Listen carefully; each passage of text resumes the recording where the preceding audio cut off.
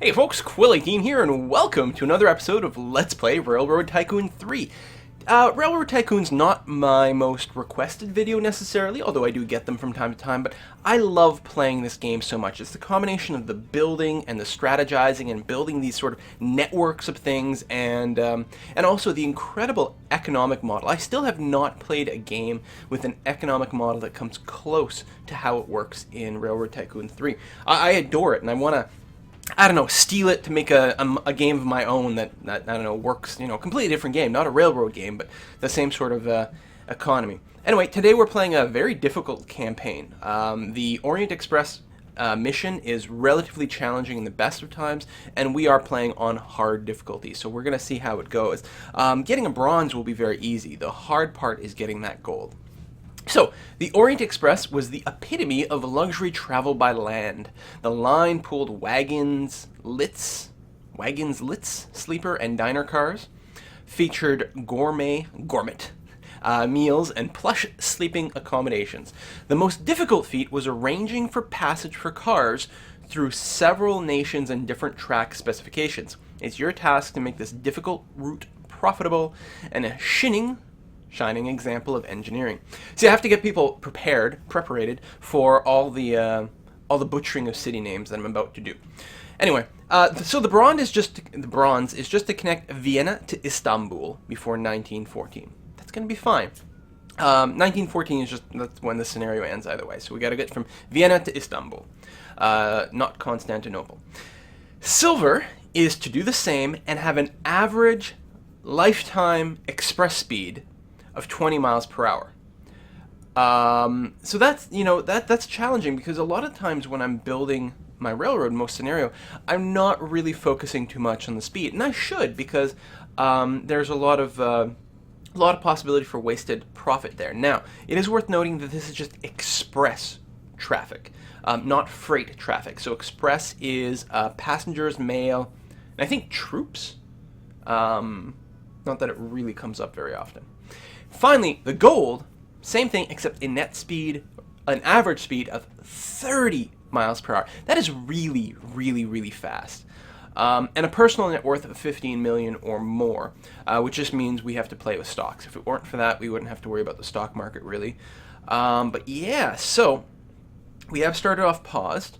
We are going to flip the camera so we're facing north. Excellent.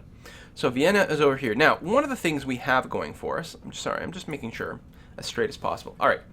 One of the things we have going for us is the fact that Vienna is actually a pretty big city, very wealthy. And way down here we have Istanbul. Now, if we start a new company, there we go. Obviously, we're going to fund it as much as possible. Great Western? No, that makes no. We're going to call it the, the Quill Oriental.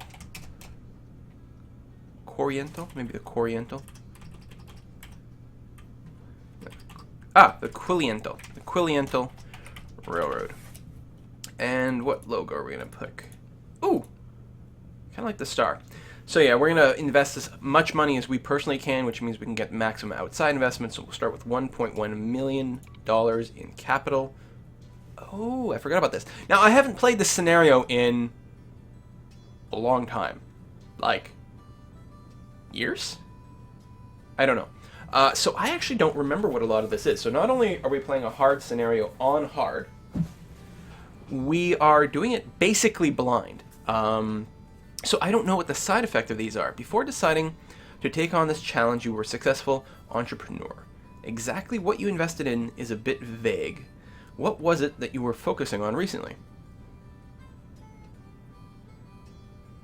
Well, I'm me, so I feel like I should go for science and technology for that. On the other hand, business and finance, or industry and construction,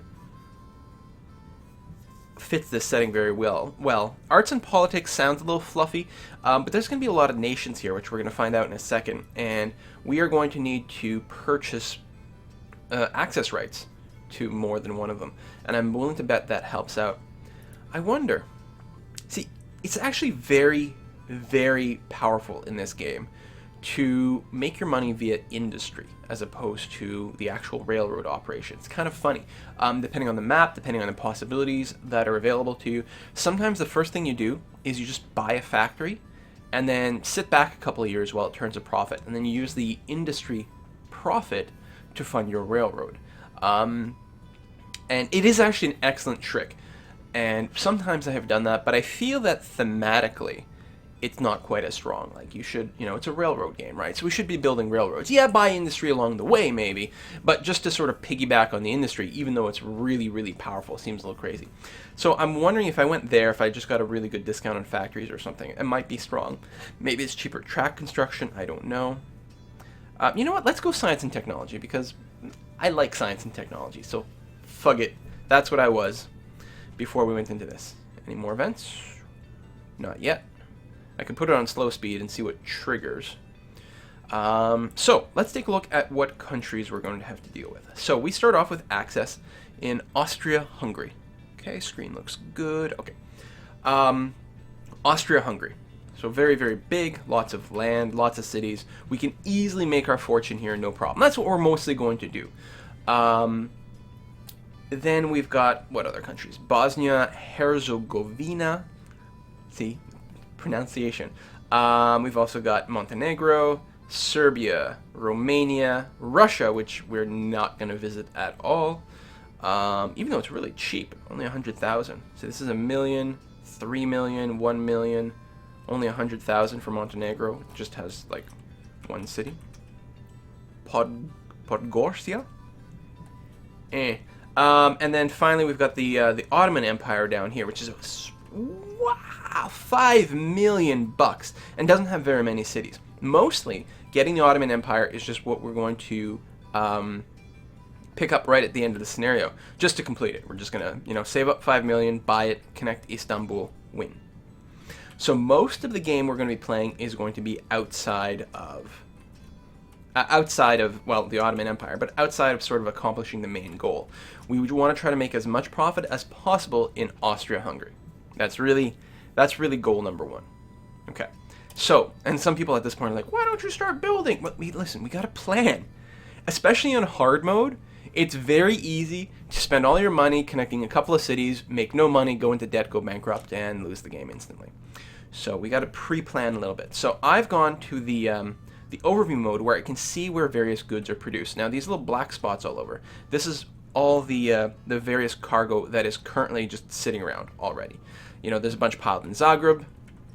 That's the only place where there's a bunch piled. I assume they've got some industry that's producing a lot. And if I popped out of here, no, actually I can't see it from here. But what I can do, and what I really want to do, is drill down to the individual sort of goods. Alcohol is often a good one to take a look at. So, we have a nice foursome of alcohol factories over here. Now, anywhere where you've got it more green is very high value. Just surprising, because even where the alcohol factories are, alcohol sells for a high price. And then as you go into yellow and then eventually red, like down here, the price drops considerably. So ideally what you want to do is you want to find a place where there's goods being produced somewhere and the price is low, so try to find a red spot with lots of goods, buy it there, and then ship it to a green spot and make money. Now, the prices sort of start to equalize. As soon as you start shipping things, obviously it's going to start equalizing the price. When you're buying it in a cheap spot, well, the prices will rise, and when you're selling in an expensive spot, well, the prices will go down. But as long as there's a solid production, it will even out. So eventually, I figure, in these spots, the alcohol production will no longer be green. Although right this moment, these breweries, so that's a brewery, and what else? Are they all breweries? Yes. And distillery. Okay. So there's two different types of alcohol producers. There's distilleries, which take sugar or fruit and turn it into, I don't know, wine and rum and that sort of thing. So alcohol. And then there's the brewery, which takes grain, right? Grain and turns into alcohol, beer. Or I suppose grain alcohol, I don't know. So both these types of alcohol are exactly the same. But they require different resources to get built. So let's take a quick look at sugar. I don't really expect there to be any sugar production on the map. And there's not, because in this part of Europe, there wouldn't really be. Fruit, or produce rather, is a definite possibility. In fact, there's quite a lot of it over here in the northwest. So our distillery is actually going to get quite a lot of goods. Our distillery is in Vienna. So it's mostly pulling in from the produce farms down here in Szombathely. And up here in the middle of nowhere. So right away, one would think, all right, well, what if we built a railroad from Szombathely to Vienna? I don't know. To Vienna. That's a definite possibility, because then, all of a sudden, so you can see these produce cars slowly making their way there, but what they would do instead is they would go to the railroad station, and then we'd ship them to Vienna, and we'd be able to turn a decent profit. Too bad this town is very small, so we won't get much in the way of passenger traffic, although that's not the end of the world right now, because if we want to meet our goals of having our express traffic be as lucrative as possible, we are going to want to segregate our trains. And usually I don't do that. Usually I don't bother. I just say, here's a train, just pick up whatever's profitable and go. But in this case, we're going to want to explicitly set these as being like freight trains. That can take up to as many cars as they can fit, which is like 8 is the maximum. And then when we set our express trains to carry passengers and mail, we are going to want to use the fastest engines on the fastest routes, and we are going to not want to overload the trains. Because we don't want them to go too slow. So we might cap it off at maybe 4 cars. Maybe 3 passenger cars in a caboose, something like that. Or not a caboose, a dining car. Right? And we won't want to run them over all the routes. We will want to only run them on nice, flat, fast routes. It's tricky. And we may not start passenger travel until later in the game when we have better train engines, which is really weird because there's a lot of profitability to be had there. It's a real balancing act. So at first, we're just going to be focusing on the produce. Anyway, that's a definite possibility. The other thing is, we talked about the industry, right? How much would it take to buy this distillery? 850,000. I have that much money. I could buy this distillery. Now, it's, lifetime, it hasn't been making a ton of money, but that's going to change. Like, when you start the game, it does simulate the game for a little bit, but often not enough to really get all the industries really kicked in. Furthermore, this industry will only really start to make a ton of money once we can reliably get the produce there with a train and also have a better place to sell. It does suck that there's kind of an overabundance of booze here, and in fact the booze prices are a little lower here, but we could start shipping the alcohol down to the south. Maybe we'll get to Zagreb. Is that in... Yeah, it's just at the southern border of our land. And then also Split. We could reach there. Well, there's higher alcohol prices there, so we can continue to grab the booze from here and ship it somewhere else, which will keep the alcohol prices here very high, which means our factory will keep being profitable. I kind of like that plan. Let's take another look. Where is the grain coming from? Wow!